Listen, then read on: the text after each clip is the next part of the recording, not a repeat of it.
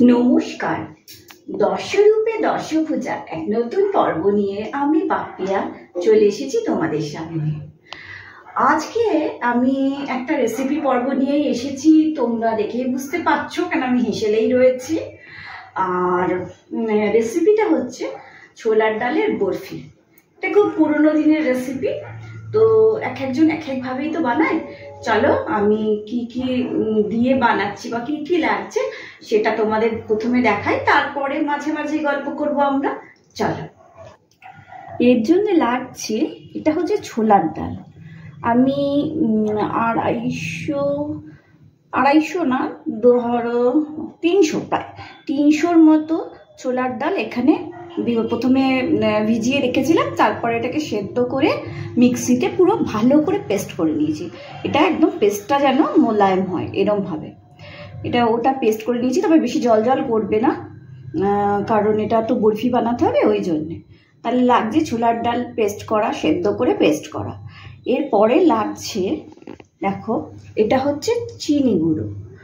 এখানে আমি 1 বাটি চিনি গুঁড়ো নিয়েছি। এখানে কত 200 গ্রামের মতো চিনি প্রায় রয়েছে। হ্যাঁ, আর যতটা লাগবে ততটা দেব। এটা মিষ্টি যে যেরকম খায় তার উপরে নির্ভর করছে। তবে যদি লাগে পরে আমি এমনি চিনিও দিতে পারি, সেই জন্য আমি এমনি চিনিও রেখেছি। এটা যে যার পছন্দ মতো দেবে। এরপরে লাগছে এটা নারকেল কোড়া, মালা, একটা নারকেল, মাঝারি সাইজের নারকেলের অর্ধেক যে মালাটা হয় সেটা, এটা কুড়িয়ে নিয়েছি, আধমালা নারকেল কোড়া। এটা লাগছে কাজু আর আমন্ডকে কুচিয়ে নিয়েছি। এটা ভাজিনি, এটা কুচিয়ে এমনি নেওয়া আছে। আর এখানে দেখো লাগছে কিশমিশ, আর এটা হচ্ছে এলাচটাকে ফাটিয়ে নিয়েছি।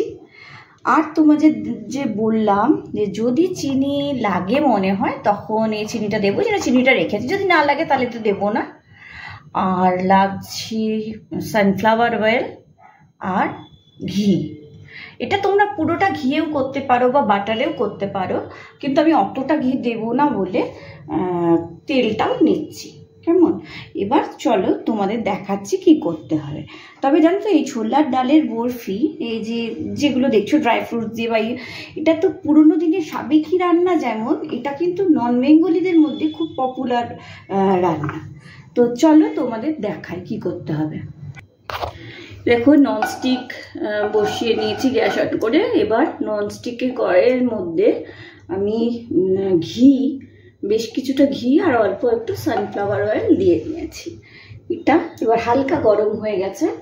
এবার এটার মধ্যে যে ছোলার ডালটা যে পেস্ট করা ছিল সেটাকে দিয়ে নেব।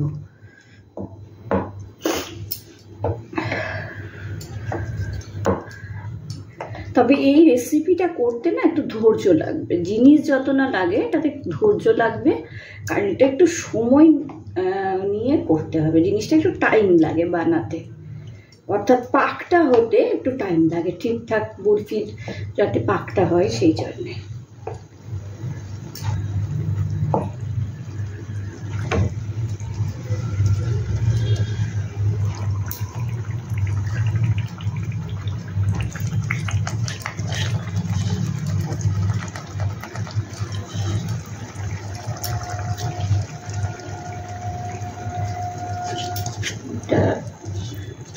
পেস্টটা খুব ভালো, তবে তোমাদের এটা বারবারই বলছি, পেস্টটা কিন্তু খুব ভালো করবে, মানে যেন গোটা গোটা ডালের কোনো রকমের না থাকে, একদম মিহি করতে হবে জিনিসটা। যত স্মুথ পেস্টটা হবে এটা ততই ভালো হবে। আর যেটা বলছি, পাকটা কিন্তু এটাকে সমানে, মানে ঘেটে ঘেটে এটাকে করেই যেতে হবে, কারণ ছোলার ডালটা ধরো সেদ্ধ করা, কিন্তু ওটা এখন যদি ভালো করে এটাকে ঘিয়ে না পাক দেওয়া হয় না, তাহলে একটা গন্ধ আসতে থাকবে ডালের, যেটা ভালো লাগবে না। এবার এটা আমি কিছুক্ষণ ধরে এটাকে পাক করব, তারপরে এটাতে এলাচ গুঁড়ো মেশাবো। তো এখন এটা হোক। এই দেখো, এটা কিছুক্ষণ এটাকে করা হয়ে গেছে ঘিয়ে। এবার এর মধ্যে এলাচ গুঁড়ো যেটা ছিল সেটা, আমি এটাকে এলাচটা গুঁড়ো করিনি, ফাটিয়ে নিয়েছি। এলাচের এইটাকে দিয়ে দিলাম, আর নারকেল কোড়া যেটা ছিল সেটা এর মধ্যে দিয়ে দিচ্ছি। আর গ্যাসটাকে না এই সময় একদম কমিয়ে রাখবে। এখন নারকেল কোড়াটা দিয়ে দিচ্ছি। এবার এটা মিশাবো, মিশিয়ে দিয়ে চিনিটাকে মেশাতে থাকবো।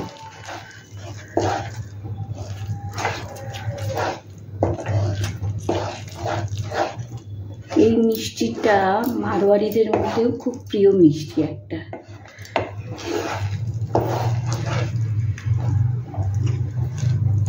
তবে যেটা খুব বেশি জিনিস লাগে না, ঠিকই খেতে টেস্টি হয়, কিন্তু একটু ধৈর্য লাগে, কারণ এটা টাইমটা নেয় অনেকটা বানাতে। ধৈর্য ছাড়া হবে না। আর আমি তো বলেছি, রান্নাকে যদি ভালোবাসো তবেই রান্নাটা ভালো হবে, কারণ রান্নাকে ভালোবেসে একটু ধৈর্য ধরে করতে হবে। আচ্ছা, এবার আমি চিনি মেশাতে থাকবো। এতে চিনি গুঁড়োটা মেশাতে থাকবো। আমি দেখো এতটা দিলাম, দিয়ে মিশিয়ে নেবো, তারপর আবার দেবো, মানে একসাথে সব দেবো না, মেশাতে অসুবিধা হবে। তবে যখন চিনি দেবে, চিনি দেওয়ার সাথে সাথে কিন্তু এই যে ঘন হয়ে এসছে, এটা কিন্তু আবার লিকুইড হয়ে যাবে, যেহেতু চিনিটা গলতে থাকবে, তো আবার একটু জল জল ব্যাপারটা হয়ে যাবে। তবে এটা যেহেতু বরফি, এটাতে মিষ্টি লাগবে। মিষ্টি না হলে, ডালের পরিমাণ তো অনেকটা, এটার জন্য মিষ্টি না হলে এটা খেতে ভালো লাগবে না।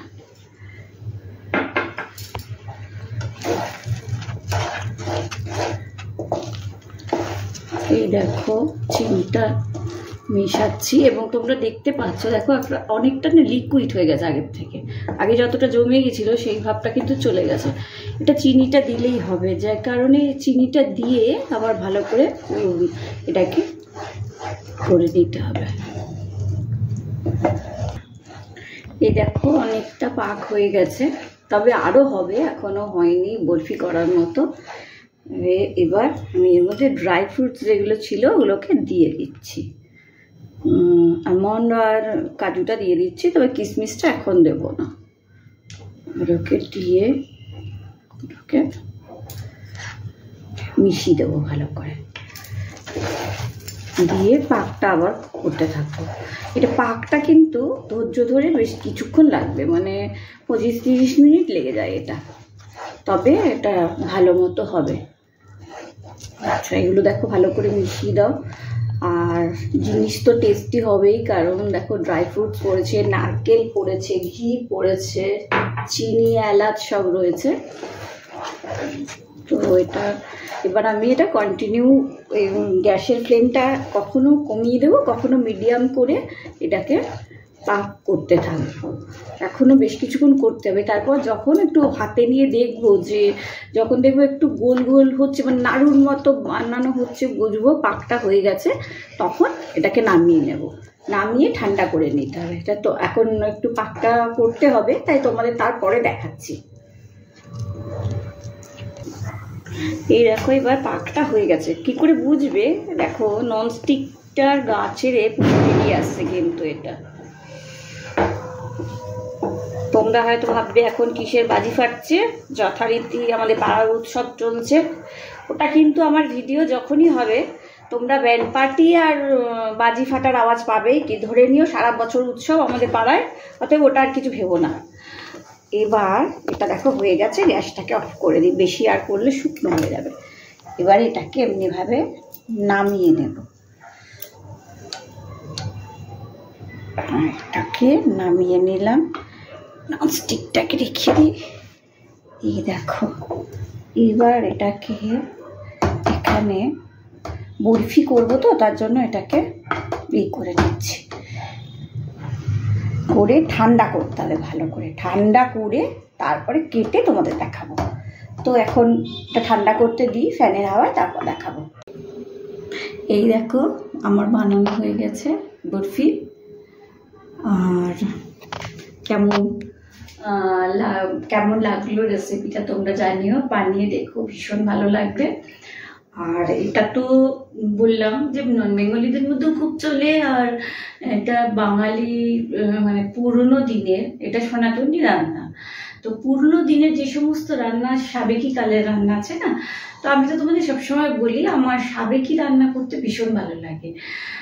দেখো এখনকার যে সমস্ত রোল, মোগলাই বা এই যে সমস্ত খাবার বলো যেগুলো খুব বেশি চলে এখন, তো সেগুলো তো আমরা নিশ্চয়ই করব, সেগুলো করি বা পাওয়াও যায় সব জায়গায়, তবে ধীরে ধীরে না এই সাবেকি রান্নাগুলো হারিয়ে যাচ্ছে। সেই জন্যে এই সাবেকি রান্নাগুলো আমাদেরই উচিত বাঁচিয়ে রাখা। আমি সাবেকি রান্না করতে ভীষণ ভালোবাসি এবং আমার ভাবতে খুব অবাক লাগে। দেখো তখনকার দিনে তো এত কিছু পাওয়া যেত না বা এত কিছু তৈরি হয়নি, বা এখন যেমন আমরা ইউটিউব দেখবো, ফেসবুক দেখবো বা কোনো কিছু দেখে আমরা বাইরের দেশের রান্নাও করতে পারি।